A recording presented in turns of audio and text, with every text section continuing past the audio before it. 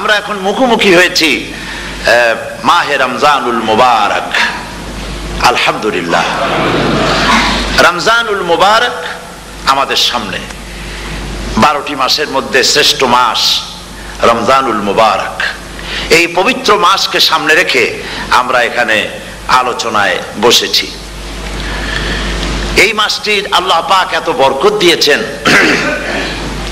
এই মাসটি সম্পর্কে রাসূল করিম সাল্লাল্লাহু আলাইহি ওয়াসাল্লাম আখেরি শাবানে খুতবা পেশ করেছিলেন এবং সেই খুতবায় তিনি বলেছিলেন, হে উপস্থিত জনগণ, হে মানব মণ্ডলী, আল্লাহ পাক আমাদের জন্য একটি পবিত্র মাস আমাদেরকে দিচ্ছেন, দান করেছেন, যে মাসটির নাম হচ্ছে রমাদান। রমাদান হচ্ছে রামদুন, রা মিম দত। রাম ধাতু থেকে উৎপত্তি, এর অর্থ হচ্ছে জ্বালানো, পুড়িয়ে দেওয়া, ভস্ম করে দেওয়া। রমাদান, রমজান মুবারকে যারা নাকি সিয়াম সাধনা করে, আত্মত্যাগ করে, অর্থাৎ তিতিক্ষা, ত্যাগ এবং তিতিক্ষা করে, রমজান মুবারকে আল্লাহ পাক যেভাবে রোজা চান ওইভাবে যারা রোজা রাখে, তাদের সমস্ত গুনাহ সমূহকে আগুন যেমন আবর্জনাকে জ্বালিয়ে দেয়, রোজা যদি সঠিকভাবে কারো হয় তাহলে তার গুনাহগুলিকে এইভাবে জ্বালিয়ে ভস্ম করে দেয়। সুবহানাল্লাহ বিহামদিহি। এই রমাদান আমাদের সামনে। আমি আমার আলোচনার শুরুতে আমি আপনাদের খেদমতে আরজ করতে চাই যে মাসটির মধ্যে আমরা প্রবেশ করতে যাচ্ছি, দুটি জিনিস আমাদের সামনে এখন। একটি হচ্ছে আমরা মাহে রমজানকে ইস্তেকবাল করতে যাচ্ছি, মাহে রমজান আমাদের সামনে। দোয়া করে নেই যে আল্লাহ পাক এই পবিত্র রমজানের সম্মান করার মতো তৌফিক আমাদেরকে দান করো, আর যেভাবে রোজা রাখলে পরে তুমি খুশি হও সেইভাবে আমাদেরকে রোজা রাখার তৌফিক দান করো, বলি আমিন। এটি হচ্ছে সর্বশ্রেষ্ঠ মাস আল্লাহ পাক মুসলমানদের জন্য দান করেছেন। আবারও বলি আলহামদুলিল্লাহ। কোরআন শরীফের মধ্যে আল্লাহ সমস্ত ইবাদতের কথা বলেছেন, কিন্তু ডিটেইলস আলোচনা করেন নাই। হজ করতে হবে, কিন্তু উকুফে আরাফা করতে হবে, রমিয়ে হিজার করতে হবে, রমিয়ে জেবার করতে হবে, তারপরে 7 বার তাওয়াফ করতে হবে, সাফা মারওয়া সাই করতে হবে। এগুলি কিন্তু কোরআন শরীফে আসে নাই, ডিটেইলস আসে নাই। নামাজ পড়তে হবে, কিন্তু জোহরে কয় রাকাত, আসরে কয় রাকাত, মাগরিবে কয় রাকাত, এই রাকাতগুলি কিভাবে বিন্যস্ত করতে হবে কোরআন শরীফে তা আসে নাই, বর্ণনা করা হয়নি। যাকাত দিতে হবে, কিন্তু কত টাকা হলে কত টাকা দিতে হবে, কত মন ধান হলে কতটুকু দিতে হবে, কত ছাগল হলে, কত গরু হলে, কত পরিমাণ সোনা হলে, কত পরিমাণ রৌপ্য মজুদ থাকলে যাকাত দিতে হবে, এর বিস্তারিত বিবরণ কোরআন শরীফে আসে নাই। চিন্তা হতে পারে যে তাহলে এগুলো আমরা পাইলাম কই?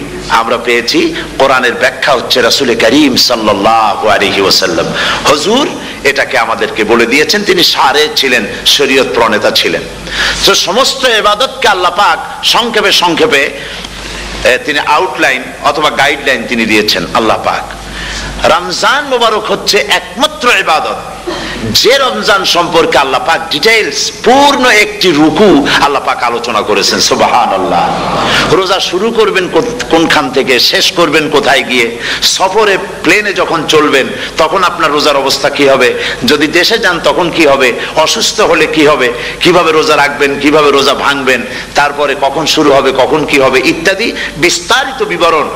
রোজার মতো করে এত অন্য কোন ইবাদতের ব্যাপারে আল্লাহ এতটা বলেন নাই যতটা বলেছেন রোজার ব্যাপারে। তাহলে নিশ্চয়ই বুঝতে পারছেন রোজাটা অত্যন্ত গুরুত্বপূর্ণ ইবাদত। সবটাই গুরুত্বপূর্ণ, কিন্তু রোজাটা আল্লাহর কাছে বেশি গুরুত্বপূর্ণ। সুবহানাল্লাহ। আচ্ছা, বেশি গুরুত্বপূর্ণ কেন সে কথা কি বলবো? অবশ্যই বলবো। বেশি গুরুত্ব এই কারণে, আল্লাহ পাক বলেছেন, এটা হচ্ছে হাদিসে কুদসি। আল্লাহ পাক বলেছেন, আস-সাওমু লি ওয়া আনা আজজি বিহি। অন্য রিওয়ায়াতে এসেছে ওয়া আনা উজজা বিহি। আস-সাওমু লি, রোজা হলো আমার জন্য। কে বলতেছেন বলুন তো? আল্লাহ পাক বলছেন রোজা হচ্ছে আমার জন্য, রোজার পুরস্কার আমি দেব। অন্য বর্ণনায় এসেছে রোজা আমার জন্য আর রোজাদারের পুরস্কার আমি আল্লাহ নিজেই পুরস্কার। সুবহানাল্লাহ, সুবহানাল্লাহ। তাহলে প্রশ্ন আসে, আল্লাহ পাক বলছেন রোজা আমার জন্য, আস-সাওমু লি। আল্লাহ তো এই কথা কোথাও বলেন না আজ-যাকাতু লি, আস-সালাতু লি, আল-হাজ্জু লি, রোজা আমার কি বলে, যাকাত আমার জন্য, হজ আমার জন্য, নামাজ আমার জন্য, এ কথা কিন্তু আল্লাহ বলেন নাই। অবশ্যই আমরা যাকাত হোক, নামাজ হোক, হজ হোক কার জন্য করি? আল্লাহর জন্য করি। রমজানের ব্যাপারে আল্লাহ খাস করেছেন যে আস-সাওমু লি, রোজা আমার জন্য। এই কথাটার অর্থ কি, তাৎপর্য কি, ব্যাখ্যা কি, সিগনিফিকেন্স কি? এর সিগনিফিকেন্স হচ্ছে এই যে প্রত্যেকটা ইবাদতের দুটি ধরন আছে। কয়টা ধরন বলুন তো? দুটি ধরন। একটি ধরন হচ্ছে বাহ্যিক, আর একটা হচ্ছে আভ্যন্তরীণ। প্রত্যেকটা ইবাদতের দুটি দিক আছে, একটা মানুষকে দেখানো আর একটা ভেতরের। যেমন নামাজ, একটি লোক নামাজ পড়ে না, কিন্তু এমন একটা সমাবেশের মধ্যে পড়ে গেছে, সবাই নামাজ পড়ে। এখন আমি যদি নামাজ না পড়ি তাহলে লোকে বলবে কি? তখন উজু আছে কি না আছে দাঁড়াই গেল, আল্লাহু আকবার। তাহলে দেখা গেল নামাজ আল্লাহর জন্য পড়ে, আবার মানুষের জন্য দেখাবার জন্য করে। যাকাত এটা দেয় মানুষে, তার নিয়তটাকে আল্লাহ পাক ভালো জানেন। কিন্তু কিছু লোক তেমন আছে, যাকাতের নামে লুঙ্গি, আমাদের দেশে আছে, এখানে কি করে আমি জানি না, লুঙ্গি শাড়ি কিনে তারপরে বাড়িতে সব জমা করে এরপরে গরিবদের দাওয়াত দেয় এবং সকলকে দেখায় এভাবে লুঙ্গি দিল, শাড়ি দিল, লোকেরা দেখলো যে যাকাত দিল, খুব যাকাত দিয়েছে। কোরবানির ব্যাপারে এভাবে বিরাট একটা গরু কিনলো, কিনে মানুষকে দেখাইলো। চট্টগ্রামে আছে সবচেয়ে বড় দামের গরু একটা কিনে গরুর গলায় মালা একটা পরাইয়া তারপরে শহর ঘুরায়। এখন অবশ্য এটা কমে গেছে আগের থেকে অনেক। মানুষ দেখুক যে অমুকে এই গরুটা কোরবানি করেছে। এটা কি কোরবানির জন্য হলো না মানুষকে দেখাবার জন্য হলো? হজ, টাকা আছে, লোকেরা বলবো কি যে এত টাকার মালিক তাও হজে যায় না, সুতরাং যাই একটু হজ করে আসি। তাহলে হজ করা গেল, আবার মানুষকে দেখাবার জন্য করলো। দুটি জিনিস আছে। কিন্তু একমাত্র রোজা যদি কেউ রাখে মানুষকে দেখাবার জন্য, সকাল থেকে শুরু করে সন্ধ্যা পর্যন্ত না খাইয়া কোনো পাগলও থাকবে না। বলেন আপনারা ঠিক কিনা? সে তো মানুষকে দেখাবার জন্য দাঁত পরিষ্কার করে নিল, আর দুপুরে ভাত খাই নিল, বউতেও টের পাইল না। পারবে কিনা? পারবে। টয়লেটে গিয়ে খাই নিল ভালো করে, কোন একটা আড়াল জায়গা নিয়ে খেয়ে গেল, বাচ্চাও দেখলো না, বউতেও দেখলো না, খেয়ে নিল। তাহলে সে তো রোজা রাখলো না। আল্লাহ পাক বলছেন আস-সাওমু লি, রোজা হচ্ছে আমার জন্য। যে রোজা রাখে আমার জন্যই রাখে, মানুষকে দেখাবার জন্য সারাদিন না খাইয়ে থাকার কোনো প্রশ্নই ওঠে না। সুবহানাল্লাহ। সুতরাং রোজা যে রাখলো সে আমার জন্যই রাখলো। ওয়া আনা আজজি বিহি, রোজার পুরস্কার আমি আমার হাত দিয়ে দেব। সুবহানাল্লাহ, আমার হাত দিয়ে দেব। ম্যানেজার যদি বলে এই কাজগুলি করলে পরে বেতন, নির্ধারিত বেতন পাবা, আর এইটা যদি করো তাহলে বেতনটা আমি দেবো আমার হাত দিয়া, তাহলে এমপ্লয় যারা তারা বুঝতেই পারবে যে মালিক যখন নিজেই দেবে তাহলে ম্যানেজারের মতো দেবে না, মালিক মালিকের মতোই বড় করে দেবে। তো আল্লাহ পাক ফেরেশতাদের কাছে এটা রাখেন নাই, সব নাকি তোমরা লেখো গিয়া, আর রোজার সওয়াব আমার হাত দিয়ে আমি দেব। সুবহানাল্লাহ। এরপরে আল্লাহ পাক বলছেন, অন্য রিওয়ায়াতে এসেছে রোজা আমার জন্য, আর রোজাদারের পুরস্কার আর কিচ্ছু না, রোজাদারের পুরস্কার আমি আল্লাহ নিজেই পুরস্কার হয়ে যাব। সুবহানাল্লাহ। হাদিস শরীফে এসেছে রোজা রাখলে পরে ক্ষুধার কারণে, খালি পেটে থাকার কারণে টক্সিন জাতীয় এক প্রকারের গ্যাস তৈরি হয় পেটের ভেতরে, স্টমাকের মধ্যে, ফলে মুখে এক রকমের দুর্গন্ধের সৃষ্টি হয়। নবীজি বলেছেন রোজাদারের মুখের থেকে যে গন্ধ বের হয় আল্লাহ পাকের কাছে রোজাদারের মুখের গন্ধ মেসকো আম্বারের চাইতে বেশি পবিত্র। আপনার মুখের গন্ধটাও আল্লাহর কাছে পবিত্র। রোজাদারের জন্য, রোজাদারদের জন্য জান্নাতের একটি দরওয়াজা খাস করে রাখা হয়েছে, যার নাম রায়্যান। এই দরওয়াজা রোজাদারদের জন্য, কেবলমাত্র রোজাদারেরা সেখান থেকে প্রবেশ করবে, আর কেউ প্রবেশ করতে পারবে না।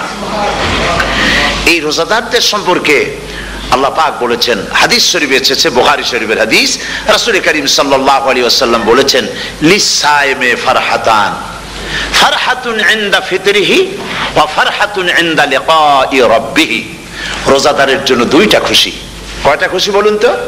কে বলছেন? আল্লাহ রাসূল বলছেন রোজাদারের জন্য দুইটা খুশি। লিসাইমে ফারহাতান, দুটি খুশি। ফারহাতুন ইনদা ফিতরিহি, একটা খুশি হচ্ছে ইফতারের সময়, এই ফিতরিহি দুটি কথা, এই একটি কথার দুটি ব্যাখ্যা হয়। একটা হচ্ছে ইফতারের সময়, ইফতারের কথা বলা হয়েছে, আর ঈদের কথাও এর মধ্যে বলা হয়েছে। ইফতারের সময় হলে একটা খুশি, আর একটা খুশি হচ্ছে ইনদা লিকাই রাব্বিহি, যখন রোজাদারের সঙ্গে আল্লাহ পাক দেখা করবেন তখন হবে আরেকটা খুশি। তার মানে হচ্ছে রোজাদারদের সঙ্গে স্পেশাল আল্লাহ রাব্বুল আলামিন সাক্ষাৎকারের ব্যবস্থা করবেন। সুবহানাল্লাহ। তাহলে দুটি জিনিস হলো, একটা হলো ইফতারের জন্য দুটা, রোজাদারের জন্য দুটা খুশি, একটা হলো ইফতারের সময়, আর একটা হচ্ছে আল্লাহর সঙ্গে যখন দেখা করবে। তো ইফতারের যে খুশিটা, এই খুশি রোজাদার ছাড়া কেউ বুঝবে না। ইফতার সারাদিন রোজা রাখার পর সামনে পেঁয়াজি, বেগুনি, সালাদ, তরমুজ, মিষ্টি, তারপরে আম্বালা সুইট মিটের নানান রকমের মিষ্টি, এরপরে মুড়ি, কত কিছু সব সামনে নিয়ে বসে আছে। দেখছেন অবস্থা? সমস্ত কিছু সামনে বসা, ঘড়ির দিকে তাকানো। আপনি যদি 5 মিনিট আগে খান, ফেরেশতা এসে মুখের উপর থাপ্পড় মারবে, বেটা খাইলি কেন? বলবে কেউ? বলবে না। কোন ফেরেশতা লাঠি নিয়ে দাঁড়ায় আছে? দাঁড়ায় নাই, কিন্তু আপনি খাচ্ছেন না কেন? সুবহানাল্লাহ, সুবহানাল্লাহ বলবেন না? অন্তত 1500 বছর আগে আল্লাহ রাব্বুল আলামিন নির্দেশ করে রেখেছেন, সূর্য সাদা হওয়া থেকে, পূর্ব দিগন্ত সাদা হওয়া থেকে শুরু করে পশ্চিম দিগন্তে যখন কালো হয়ে কালো রেখা দেখা দেবে, যখন মাগরিব হয়ে যাবে, সূর্যাস্ত যাবে, ততক্ষণ পানাহার আর স্ত্রী সম্ভোগ থেকে বিরত থাকো। 1500 বছর আগের আল্লাহ রাব্বুল আলামিনের এই নোটিশ কিভাবে কার্যকরী হচ্ছে উম্মতের মধ্যে, মুসলমানদের ভেতরে। খাবার সামনে আসে, পিপাসা লেগেছে, এখন তো পিপাসা লাগে না, খুব ঠান্ডার সময়, এখন রোজা রাখতে খুব মজা হবে, তাই না? খুব মজার রোজা। কিন্তু এই রোজা যখন জুন মাস আর জুলাই মাসে আসবে, তখন টের পায় মানুষ রোজা কাকে বলে। প্রচন্ড পিপাসা, সামনে সব খাবার পড়ে আছে, একটা খাবারের দিকে রোজাদারের হাত যায় না, ঘড়ির দিকে তাকায় আর চুপ করে বসে বসে আল্লাহর জিকির করতে থাকে। আল্লাহ কয়, ফেরেশতারা দেখ, এই বান্দা বানাইতে নিষেধ করছিলি। সুবহানাল্লাহ। আল্লাহ খুশি হয়ে যান। রোজাদার অপেক্ষা করতে থাকে, ঠিক যখন কাটায় কাটায় সময়টা এসে গেছে, তখন আল্লাহর নাম করে খুরমা দিয়ে, পানি দিয়ে ইফতার শুরু করে দিল। আল্লাহ পাক খুশি হয়ে গেলেন।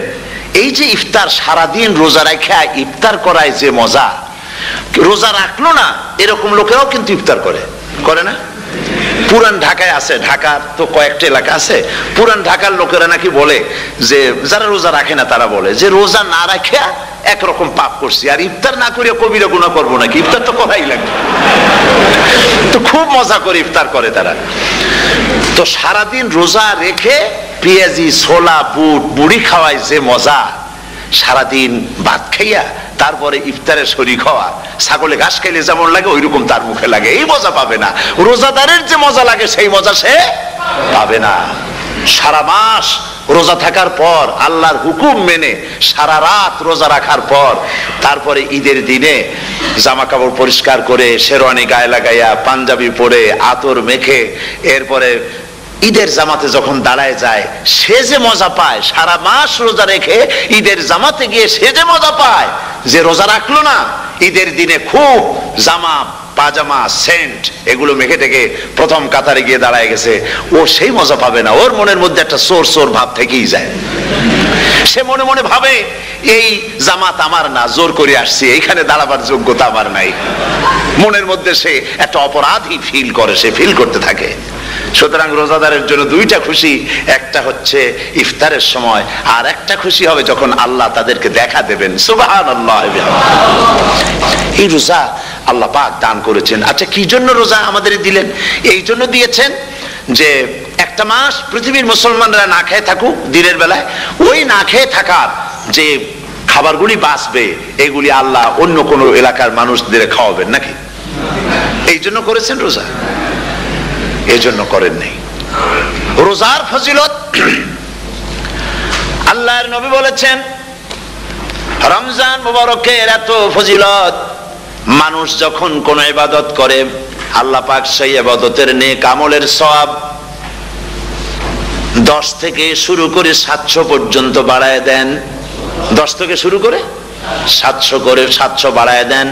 ইল্লা সাওম, রোজা ছাড়া।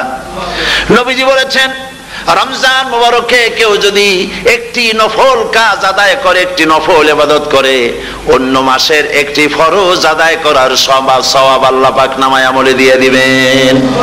রমজান মুবারকে কেউ যদি একটি ফরজ আদায় করে, অন্য মাসের 70টি ফরজ আদায় করার মতো সওয়াব আমলনামায় আল্লাহ দিয়ে দিবেন। সুবহানাল্লাহ।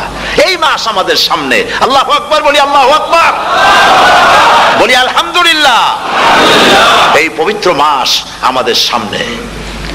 এই মাসে এত সওয়াব, নফল হয় ফরজের মতো, আর ফরজ হয় 70টা ফরজের মতো। এত সওয়াব কেন হইল? আমরা না খেয়ে থাকি সেই জন্য নাকি? বলতে পারেন কেন হলো? একটি কারণ, শাহরু রমাদান আল্লাযী উনজিলা ফীহিল কুরআন। সুবহানাল্লাহ বলবেন না? এই রমজান মাস হচ্ছে সেই মাস যে মাসে আল্লাহ রাব্বুল আলামিন কোরআনে কারীমকে নাজিল করেছেন। এই মাসের মধ্যে একটি রাত আছে, খায়রুম মিন আলফি শাহর, যে রাতটি 1000 মাসের চাইতে বেশি গুরুত্বপূর্ণ আল্লাহর কাছে। সুবহানাল্লাহ। একটি রাত 1000 মাসের চাইতে গুরুত্বপূর্ণ। 1000 মাস ক্যালকুলেটর দিয়ে হিসাব করলে দেখা যায় যে 1000 মাসে 83 বছর 4 মাস হয়। তাহলে তার অর্থ কি এই যে একটানা 83 বছর 4 মাস ইবাদত করলে যে সওয়াব হবে, এই রাত্রে ইবাদত করলে সেই সওয়াব হবে? হতে পারে, এরকম হতে পারে, কিন্তু ব্যাখ্যাটা কি? ব্যাখ্যাটা হচ্ছে এই, আরবিতে আলফুন শব্দ দিয়ে 1000 বোঝানো হয় না। আরবিতে যখন আলফুন বলা হয় তাহলে বোঝা যায় সংখ্যাধিক্য, বিপুল সংখ্যা, হাজার হাজার, হাজার হাজার, থাউজেন্ডস এন্ড থাউজেন্ডস। এইটাকে বোঝাবার জন্য আরবিতে ব্যবহার করা হয় আলফুন, হাজার হাজার। তাহলে আল্লাহ কি বুঝাতে চাচ্ছেন? আল্লাহ রাব্বুল আলামিন তিনি আয়াত দ্বারা বুঝাতে চান, এর ব্যাখ্যা হচ্ছে এই পৃথিবীর মানবতার কল্যাণের জন্য, এই পৃথিবীর মানুষের ভালাইয়ের জন্য, মঙ্গলের জন্য হাজার হাজার মাস ধরে এই পৃথিবীর মানুষের যে কল্যাণ হয় নাই, এই রমজান মুবারকে একটা রাত আছে যেই রাতে আল্লাহ রাব্বুল আলামিন মানবতার সেই কল্যাণ করেছেন। সেই কল্যাণ কি দিয়ে করেছেন? শাহরু রমাদান আল্লাযী উনজিলা ফীহিল কোরআন, কোরআন নাজিল করে পৃথিবীর মানুষকে সেই কল্যাণ আল্লাহ দিয়েছেন। সুবহানাল্লাহ। বন্ধুগণ, কোরআন, কোরআন কি নিয়ামত আমাদের কাছে! সেই নিয়ামতকে আমরা চিনলাম না, আমরা বুঝতে পারলাম না কত বড় নিয়ামত আল্লাহ আমাদের দান করেছেন। এই কোরআন যেন আপনি শুনতে পারেন, পড়তে পারেন, বুঝতে পারেন, সেই জন্য আল্লাহ রাব্বুল আলামিন শরিয়াত কি সুন্দর ব্যবস্থা করেছে। কোরআন শোনার জন্য রমজান মুবারকে তারাবিহের নামাজের ব্যবস্থা করা হয়েছে। সুবহানাল্লাহ, সুবহানাল্লাহ। যারা সব সময় পড়তে পারেন না, কোরআন তেলাওয়াত জানেন না, অথবা সারা বছর এক খতম কোরআন শরীফ পড়া হয় না, শরিয়াত কি সুন্দর বিধান করলো যে আপনি যেন 30 পারা কোরআন শরীফ শুনতে পারেন। এই ব্যবস্থা তারাবিহের নামাজের মধ্যে শরিয়াত করে দিয়েছে। আলহামদুলিল্লাহ, আলহামদুলিল্লাহ। যাদের টাকা কড়ি আছে আমি তাদেরকে অনুরোধ করব, যদি পারেন তাহলে মেহেরবানি করে রমজান মুবারকে উমরা পালন করবেন। আমি উমরার নিয়ত করে এসেছি, ঢাকা থেকে উমরার নিয়ত করে এসেছি, আপনাদেরকে দেখে গেলাম। আর আমি এখান থেকে ডাইরেক্ট মদিনা মুনাওয়ারায় চলে যাব ইনশাআল্লাহ। লাইলাতুল কদর পর্যন্ত হারামাইনুশ শরীফাইনে কাটাতে চাই, নিয়ত করেছি। আপনারা দোয়া করুন আল্লাহ যেন কবুল করেন। কি মজা যখন আপনি হারামাইনুশ শরীফাইনে যখন তেলাওয়াত শুনবেন, আপনার কাছে মনে হবে যেন কোরআন শরীফ নাজিল হতেছে। সুবহানাল্লাহ। সেখানে তো নামাজের পরে হাত তুলে মোনাজাত করা হয় না, শুধুমাত্র রমজান মুবারকে বেতেরের নামাজের মধ্যে ইমাম সাহেব হাত তুলে মোনাজাত করেন। গত বছর রমজান মুবারকের লাইলাতুল কদরে আমি ছিলাম, গত কয়েক বছর ধরে আল্লাহ যাওয়ার তৌফিক দিয়েছেন দয়া করে। সেখানে লাইলাতুল কদরে পত্রিকাগুলি লিখেছে 30 লাখের উপরে লোক ছিল মক্কা শরীফের, হারাম শরীফে 30 লাখের উপরে। যখন তেলাওয়াত হচ্ছে, মোনাজাত করতেছেন ইমাম সাহেব কাঁদতেছেন, মোনাজাত করতেছেন, কাঁদতেছেন, আর গোটা হারাম জুড়ে কান্নার রোল পড়ে গিয়েছে। কিভাবে কাঁদতেছে! সারাদিন মানুষ রোজা রেখে তারপরে ইফতার করতে যখন বসে, আমি সেই জান্নাতের কথা কেমনে আপনাদের বুঝাবো? রসগোল্লা কেমন লাগে বক্তৃতা দিয়ে 6 ঘন্টা বক্তৃতা দিয়েও বোঝানো যাবে না। যদি মুখের মধ্যে ঢুকাইতে পারি তাহলে বুঝবেন যে মজাটা কি, এটা তো আমি বুঝাইতে পারবো না কি মজাটা লাগে। সারাদিন রোজা রাখার পর সমস্ত লক্ষ লক্ষ মুসল্লিরা বসে আছে মক্কা শরীফে, কাবা শরীফ সামনে, এখানে বসে আছে, রোজাদারের সামনে আছে জমজমের পানি আর মদিনা মুনাওয়ারার খুরমা, আল্লাহর ঘর সামনে। জান্নাতের থেকে আর কাকে বলে, সুবহানাল্লাহ।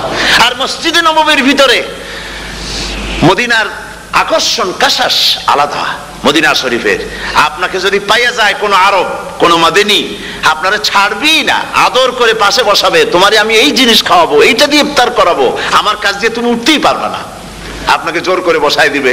মসজিদে নববীতে রিয়াদুল জান্নাহ রাসূল করিম সাল্লাল্লাহু আলাইহি ওয়াসাল্লামের কবর শরীফের কাছে বসে আপনি ইফতার করতেছেন, কত বড় নসিব। সেই জন্য আমি বলি, হলিডে করার জন্য আমেরিকা, সিঙ্গাপুর, হাবিজাবি এই সমস্ত ঘুরে কোনো লাভ নাই। হলিডে করতে চান, রমজান মুবারকে চলে যান হারামাইন শরীফাইন, মদিনা আল মুনাওয়ারা, মক্কা আল মুকাররমা, কপাল খুলে যাবে, জিন্দেগীর সমস্ত গুনাহ খাতা আল্লাহ পাক maaf করে দিবেন। রাসূল করিম সাল্লাল্লাহু আলাইহি ওয়াসাল্লাম বলেছেন, রমজান মুবারকে যে উমরা করলো সেজন্য হজ আদায় করলো, সুবহানাল্লাহ। অন্য রিওয়ায়াতে এসেছে, যে ব্যক্তি রমজান মুবারকে উমরা করলো সেজন্য আমার সাথে হজ আদায় করলো, সুবহানাল্লাহ বিহামদিহি। তো বলতেছিলাম যে কোরআনে কারীম হচ্ছে একটি বিরাট নিয়ামত, এই নিয়ামত শোনানো হয় রমজান মুবারকে। আমি এবার এসে খুব খুশি হলাম একথা শুনে যে ইস্ট লন্ডন মসজিদ তারা একটা ব্যবস্থা করেছে, সুন্দর একটা রেডিও তারা আবিষ্কার করেছে, না কি করছেন আপনারা, ট্রান্সমিটার তৈরি করেছেন, ওনারা ওখানে রেডিও বিক্রি করেন। আপনারা বহু টাকা খরচ করেছেন, তারা হাজার হাজার পাউন্ড খরচ করে টাওয়ার বানিয়েছেন এবং একটা ফ্রিকোয়েন্সি তারা নিজেরা নিয়েছেন, আর রেডিওগুলি 125 পাউন্ড করে ওনারা দিচ্ছেন খরচ হিসেবে। এটা যারা নিয়ে যায় ঘরের মধ্যে বসে তারাবিহের তেলাওয়াত তারা শুনতে পাবেন। মহিলারা অনেক সময় আসতে পারেন না, মহিলারা ঘরে বসে শুনতে পারবেন। ওই ইস্ট লন্ডন মসজিদে যত ওয়াজ হবে, তেলাওয়াত হবে, নামাজ হবে, আজান হবে, ওয়াজ হবে, জিকির হবে, সব আপনার ঘরে বসে আপনি শুনতে পারবেন। আল্লাহ রাব্বুল আলামিন এই ইকদামকে, এই পদক্ষেপকে আল্লাহ কবুল করুন, সবাই বলেন আমিন। এবং প্রত্যেকের ঘরে ঘরে এই রেডিও পৌঁছে যাক, আমরা বলি আমিন। আল্লাহ যেন কবুল করেন। আপনি ঘরে বসে মসজিদের সমস্ত প্রোগ্রাম পেতে পারবেন। আর কি সুন্দর, সেখানে যিনি তেলাওয়াত করেন, আজান দেন, আলহামদুলিল্লাহ, তার আজান শুনলে পরে তো মনে হয় যে আমি মক্কা শরীফে চলে গেছি, মদিনায় চলে গেছি। আর তেলাওয়াতও কত সুন্দর, আলহামদুলিল্লাহ। আল্লাহ তার প্রতি রহম করুন, আমরা বলি আমিন। সুতরাং বলতেছিলাম যে এই পবিত্র রমজানুল মুবারক, এটি কি, জিনিসটা কি, জিনিসটা বুঝাবার জন্য আমি বলি, যেমন এই ঘড়িটা এটা কেনার পর 2-1 বছর পর এটা ফাস্ট হয় অথবা কি হয়, স্লো হয়ে যায়। তখন এটাকে সারার জন্য আমরা হসপিটালে দেই। হসপিটাল মানে লন্ডন হসপিটাল না, ঘড়িরও হসপিটাল আছে, তো ঘড়ির হসপিটালে দিলাম। ওরা এটাকে দেখে শুনে ওয়াইলিং করে টরে দিল ঠিক মতো। একবার যদি ঠিক করে দিল, আবার আমার 1-2 বছর চললো, আর কোনো ডিস্টার্ব করবে না, ঠিক কিনা? আপনার গাড়ির ইঞ্জিন যদি কোনো রকমের অসুবিধা করে, তাহলে গাড়ির ইঞ্জিনকে ওভারহোলিং করতে হয়, ইঞ্জিন ডাউন দিতে হয়। একবার যদি ইঞ্জিন ডাউন দিলেন, ওভারহোলিং করলেন, তাহলে আপনার এই গাড়ি 5-6 বছরের জন্য আর হাত দিতে হবে না। এ কথাগুলি বুঝতে পারছেন কিনা? সারা জীবন, সারা মাস অন্যায় করার পরে, গুনাহ করার পরে মানুষের অন্তঃকরণে কালিমা লেগে যায়। আল্লাহ রাব্বুল আলামিন রমজান মুবারকের একটা ব্যবস্থা করেছেন, ইঞ্জিন ওভারহোলিং এর মতো, ইঞ্জিন ডাউন দেওয়ার মতো। আপনার কলবকে, আপনার আত্মাকে, আপনার বিবেককে, আমার বিবেককে পরিষ্কার করার জন্য রমজান মাস করে দিয়েছেন। রমজান মুবারকের একটি মাসের কোর্স যদি কমপ্লিট করা যায়, তাকওয়া দিয়া যদি ভরে দেওয়া যায়, তাহলে বাকি 11 মাস আরামসে চলবে, কোনো অসুবিধা হবে না। নবীজি বলেছেন, রমজান মুবারকে মাস আসার সঙ্গে সঙ্গে আল্লাহ রাব্বুল আলামিন তিনি জান্নাতের সমস্ত দরজাগুলি খুলে দেন, আর জাহান্নামের সব দরজাগুলি আল্লাহ রাব্বুল আলামিন বন্ধ করে দেন। সুবহানাল্লাহ। আর শয়তানকে শৃঙ্খল দিয়ে বেঁধে ফেলা হয়, শিকল দিয়ে শয়তানরা বাঁধা হয়ে যায়। এই হাদিসটা যখনই শোনাই বিভিন্ন জায়গায়, লোকেরা বিভিন্ন জায়গায় প্রশ্ন করে, হুজুর কোন তো যে শয়তানরে বাঁধতে হয়, কিন্তু রমজান মাস হতো লোকেরা মদ খায়, মিথ্যা কথা কয়, তাহলে শয়তান বাঁধা থাকলো কেমনে? আমি বলি, দেখেন, এরও ব্যাখ্যা আছে। এর ব্যাখ্যা হলো এই, কোন কোন ঘড়ি আছে একবার চাবি দিলে 6 মাস চলে, আর একবার চাবি দিলে 2 বছর চলে, আবার চাবি দিলে লাইফ চলে যায়। এরকমের ঘড়িও আছে। কোন কোন মানুষের শয়তানে এমন চাবি দিছে যে চাবিতে 6 মাস চলে, কোনটায় 10 মাস চলে, কোনটায় বছর চলে। রোজার মাসেও যারা গুনাহ করে শয়তানে এমন চাবি দিছে যে রোজার মাসেও বন্ধ হচ্ছে না। এরা শয়তানের খপ্পরে পড়ে গেছে। আল্লাহ এই চাবি থেকে মুসলমানদেরকে হেফাজত করুন, বলি আমিন। জোরে বলেন আমিন। শয়তান থেকে পানাহ কেউ দিতে পারে না, কোন গভর্নমেন্ট পারবে না। ব্রিটিশ গভর্নমেন্ট পারবে নাকি? American government? কেউ পারবে না। শয়তান থেকে পানাহ দিতে পারে কেবলমাত্র কে? ওই আল্লাহ রাব্বুল আলামিন আমাদেরকে শিখায় দিয়েছেন শয়তানের ওয়াসওয়াসা থেকে আমার কাছে পানাহ চাও। আউযু বিল্লাহি মিনাশ শাইতানির রাজিম। বিতাড়িত মরদুদ শয়তানের ওয়াসওয়াসা থেকে পানাহ চাই, আল্লাহর কাছে পানাহ চাও। আল্লাহ পাক বলেন আমি পানাহ দিতে পারি শয়তানের ওয়াসওয়াসা থেকে। শয়তান থেকে আশ্রয় একমাত্র সিকিউর নিরাপত্তা পেয়েছেন আল্লাহর পয়গম্বরেরা। সুবহানাল্লাহ। আম্বিয়া আলাইহিমুস সালাম তারা আল্লাহ কর্তৃক নিয়ন্ত্রিত। শয়তানের ক্ষমতা নাই পয়গম্বরদের কাছে যাওয়া। চতুর সীমানার ভেতরে শয়তান প্রবেশ করে কোন নবীকে ওয়াসওয়াসা দিতে পারবে না, বলি সুবহানাল্লাহ। এই জন্য শয়তান থেকে বেঁচে যাওয়া, শয়তানের ওয়াসওয়াসা থেকে বাঁচা খুবই কঠিন।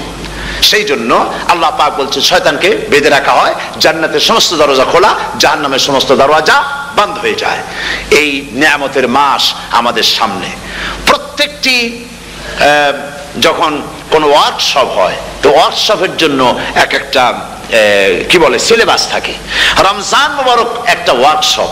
এই ওয়ার্কশপের মধ্যে একটা সিলেবাস আছে, সেই সিলেবাসের নাম হচ্ছে কোরআন। কোরআন কোরআন কোরআন নাজিলের মাসে আমরা কি কোরআন তেলাওয়াত করি? বলেন। রোজা হচ্ছে, হাদিস শরীফের মধ্যে বলা হয়েছে আস-সাওমু জুন্নাহ, রোজা হচ্ছে ঢাল। রোজা কি কোন তো? ঢাল বোঝেন তো? ঢাল কি? প্রোটেক্টর। আপনি জিহাদের ময়দানে, যুদ্ধের ময়দানে নিরাপত্তার জন্য বাইরের থেকে আক্রমণকে ফিরাবার জন্য কি ব্যবহার করেন? ঢাল ব্যবহার করেন। রোজা হচ্ছে ঢাল। শয়তানের সমস্ত আক্রমণ থেকে বাঁচার জন্য রোজা হচ্ছে ঢাল। রোজার দিনে কেউ যদি আপনার সাথে ঝগড়া করে তাহলে রাসূল বলেছেন তুমি বলো, তুমি ঝগড়ায় প্রবৃত্ত হবে না। তোমার সাথে যদি কেউ ঝগড়া করে তুমি বলবে ইন্নী সাইম, আমি রোজাদার। আমি তোমার মতো ঝগড়া করতে আমিও পারি, আমি তোমার মতো গালাগালি দিতে পারি, কিন্তু আমি দেব না, ঝগড়াও করব না, গালিও দেব না, মারামারিও করব না, কারণ আমি রোজাদার। সুবহানাল্লাহ। রোজা আপনাকে গুনাহ থেকে বাঁচায় দেবে। দেখেন রোজা কিভাবে গুনাহ থেকে বাঁচায়। মিথ্যেবাদী, মিথ্যেবাদী সারাক্ষণ মিথ্যে কথা বলে, কিন্তু রোজার মাস আসছে। এখন মিথ্যাবাদী যারা তাদের ঘনিষ্ঠ লোকদের কাছে শুনেছি যে তারা বলে যদি কোনো লোক দিনের বেলা এসে যায় আর এমন কথা যে কথা বলতে গেলে মিথ্যা বলা ছাড়া উপায় নাই তার জন্য, সে তখন বলে ভাই তুমি তো অসময় আসছো, এখন আমি খুব ব্যস্ত, আই এম ভেরি বিজি, তুমি রাত্রে আসো। কথা বুঝতে পেরেছেন তো? রোজা হচ্ছে কি? রোজাটা কি বলে? ঢাল। কোন মেয়ে লোকের দিকে চোখ পড়লো, আহা আমি তো রোজাদার, চোখকে সাথে সাথে নিচে নামায় ফেললো। গানের আওয়াজ আসলো, আমি তো রোজাদার, সে গানটা শুনলো না। কাজী সমস্ত গুনাহ থেকে বাঁচার জন্য রোজা একটা বিরাট হাতিয়ার। সুবহানাল্লাহ। এই মাসে আল্লাহ রাব্বুল আলামিন এই মাসটা, এই রোজাটা কেন দিয়েছেন? লাআল্লাকুম তাত্তাকুন।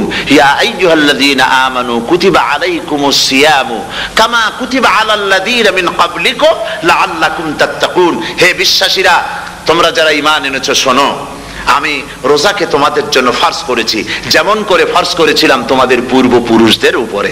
রোজা শুধু আমাদের উপরে ফরজ হয়েছে তা না, আমাদের আগে যারা যেসব নবীরা আসছিলেন তাদের উপর রোজা কি ছিল? ফরজ ছিল।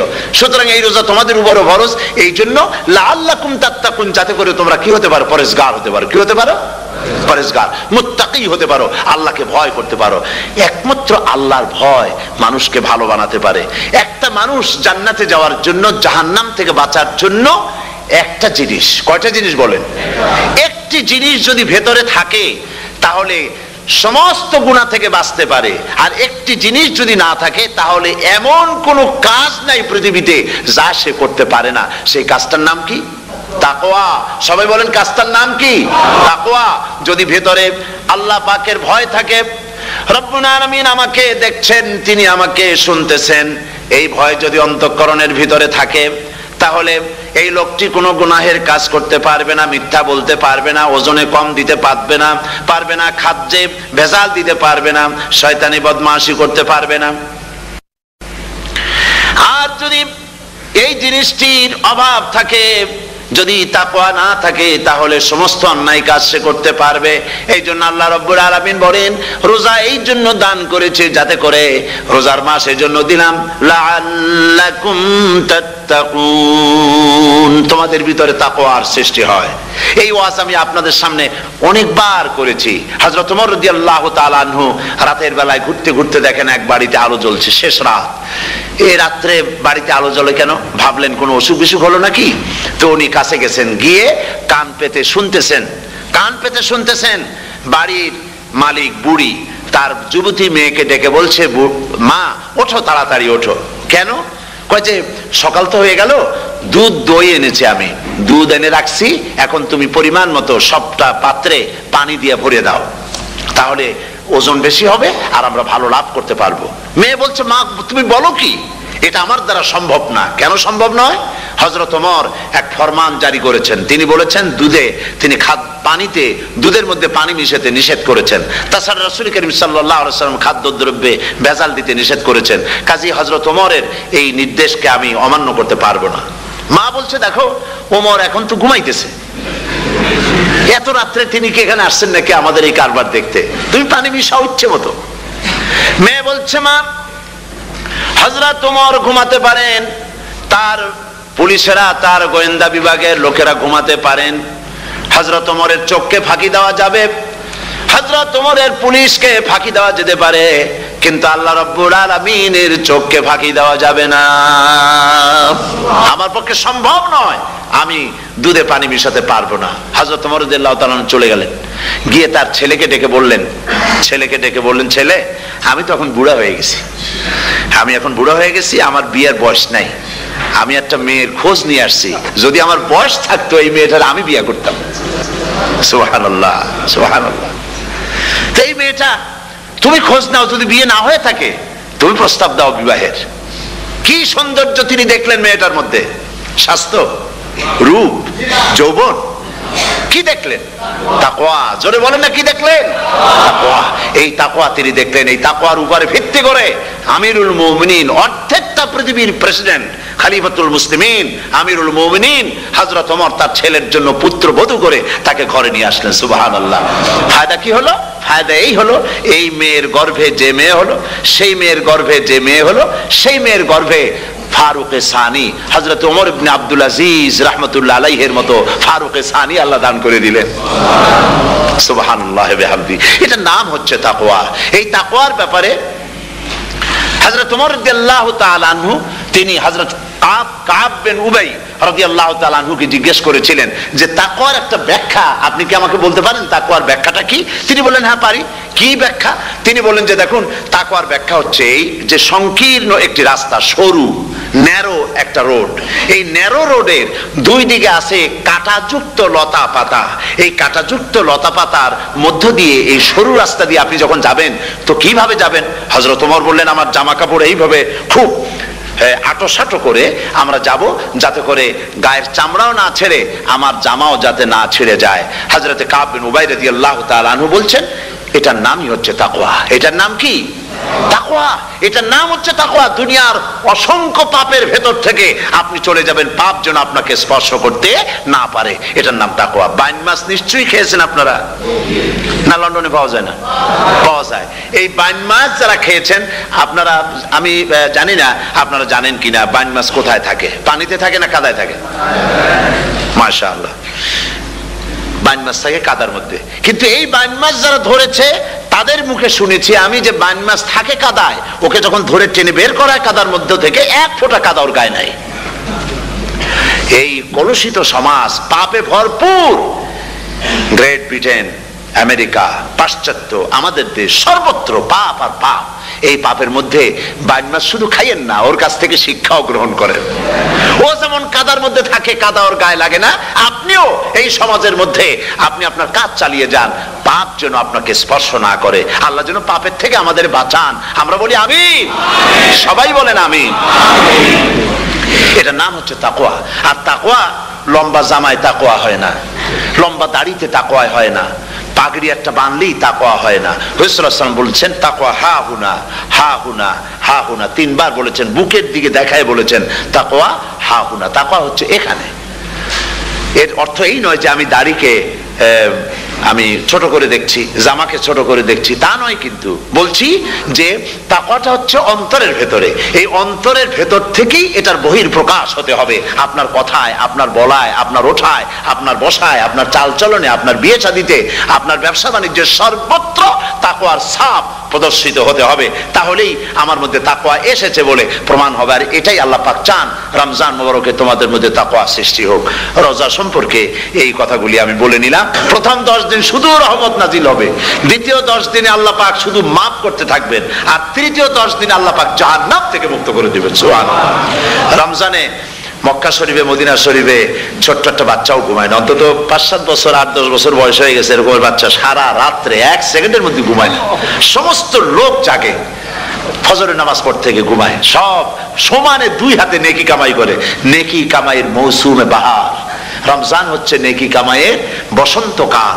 আপনারা যেন খবরদার মিস করবেন না, মিস করবেন না, খবরদার। এই মাসটা পুরাপুরি কাজে লাগাবার জন্য মায়েরা, আমার মায়েরা, বোনেরা, মেহেরবানি করে এই মাসটা কাজে লাগাবেন। গীবত গাইবেন না, রাগারাগি করবেন না, ঝগড়াঝাটি করবেন না, মিথ্যা কথা বলবেন না, তেলাওয়াত, জিকির, আজগার। আর পুরুষেরাও এই জিকির আজগারের মধ্যে, মানুষকে ভালো কাজের আদেশ করার মধ্যে যা আজকে আল্লাহ আমার দিয়ে বলাইলেন, এই কাজগুলি আমি এবং আপনারা সবাই যেন আমল করতে পারি। আল্লাহ তৌফিক দান করুন। আপনারা এই মোনাজাতের পরে যে যে এলাকায় গিয়ে জামাতে এশার নামাজটা আদায় করবেন। এখানে নামাজের কোনো ব্যবস্থা করা যায় নাই বলে আমরা দুঃখ প্রকাশ করছি। পাশে যেখানে মসজিদ পান, জামাতে এশার নামাজটা খবরদার আদায় করে নেবেন, নামাজ ছেড়ে দেবেন না। 5 ওয়াক্ত নামাজ সঠিকভাবে আদায় করবেন। আর মদের ব্যবসা যাদের আছে, মদের ব্যবসা ছেড়ে দেবেন। আর মদের চাকরি যারা করেন, সেখান থেকে চাকরি উঠাইয়া কোনো ভালো জায়গায় চাকরি করার জন্য চেষ্টা করবেন। জেনা, ব্যভিচার, নাচ, গান ইত্যাদি, তাস, পাশা, জুয়া, অন্যায় কাজে যাব না। আল্লাহ যেন কবুল করেন। বলেন আমিন, বলেন সবাই আমিন। এটাই কাজ। শিরক এবং বেদাতের বাড়ির কাছেও আমরা কেউ যাব না। এই তওবা করে খাঁটি মুসলমান হইতে হবে। আমরা কতদিন বাঁচবো জানি না। আল্লাহ পাক যেন আমাদেরকে ঈমানের সাথে রাখেন। যাদের মুখে দাড়ি নাই, আল্লাহ পাক তাদের মুখে দাড়ি লাগায় দিক। বলি আমিন। আপনারা চেষ্টা করেন, চেষ্টা করেন রসুলের এই সুন্নতটা আমল করার জন্য। যেহেতু আমরা মারা যাব, চিরদিন বাঁচবো না, তো আল্লাহ রসুলের কাছে কেমনে আমরা আমাদের চেহারা দেখাবো? জামায়, দাড়িতে, টুপিতে, পর্দায়, মেয়ে লোকদের পর্দা করার মধ্যে, সবটার মধ্যে রসুল্লাহর সুন্নত যেন আমরা আমল করতে পারি। আল্লাহ যেন তৌফিক দেন।